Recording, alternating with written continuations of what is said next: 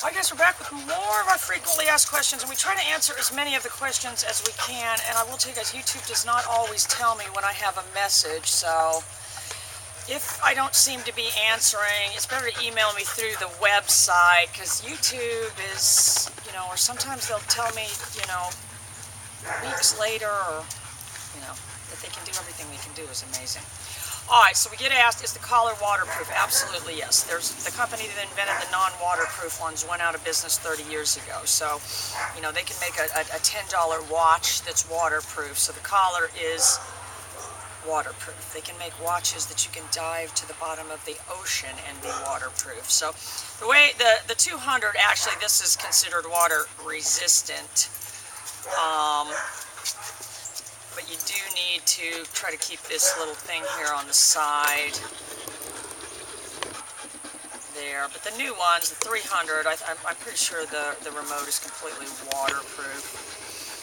Alright, and then somebody asked, we were told never to hook the leash to the e-collar.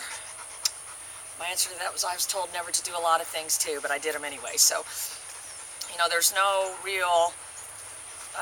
if somebody told you that, or if I say, somebody says, oh, I heard you were never supposed to, it's not possible to synchronize the pop of the leash and the nick at the same time without hooking to the electronic collar. It's not possible to have that kind of timing. We're always adjusting the box, so it's opposing where you hook the leash. So if you're hitting the nick and popping, it's not possible to do it without hooking the leash to the electronic collar. Alright, and then some people always ask us, what age can I start the collar? And then this is for you guys with Chester, the little Great Dane. They really need to be probably at least 20 pounds for a puppy. Though, the IQ is supposedly designed for dogs under 20 pounds. We don't like the IQ because the pager's too weak, and I really don't recommend anybody getting that unless you did have a real tiny dog, where size would really be an issue. So you can start using the pager on them. I think we've started them as young as maybe 10 or 12 weeks where you're just using the pager. And like with Daisy, we started her, I think, around 12 weeks, and we've only just started adding the nick. So, you're linking the pager with the treats and doing all those things. So, when these people say they have to be 6 months and all that, I can tell you if you go on some of these chat boards and stuff, these people that are the experts are have very little practical experience. So anyway, and then I've had someone ask me, do I leave the collar on all night? No, you really, if you're going to be doing a training program, you're going to take the collar off at night when the dog is in the crate, and of course never leave any kind of chain collar or anything on them. But take it off at night, because that's when you're going to be charging it, is really at night.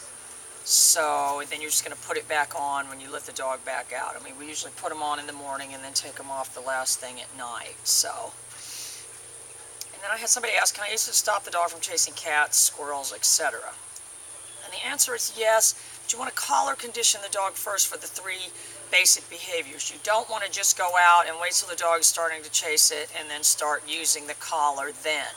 Remember, the nick is not upsetting to the dog if it's not unexpected or uncontrollable. So that would kind of be unexpected. You want to collar condition the dog for the 3 basic behaviors, and then you want to use the recall with the nick, or possibly even the continuous, depending on how high the dog's predatory level was, to stop the dog and turn it around and come back.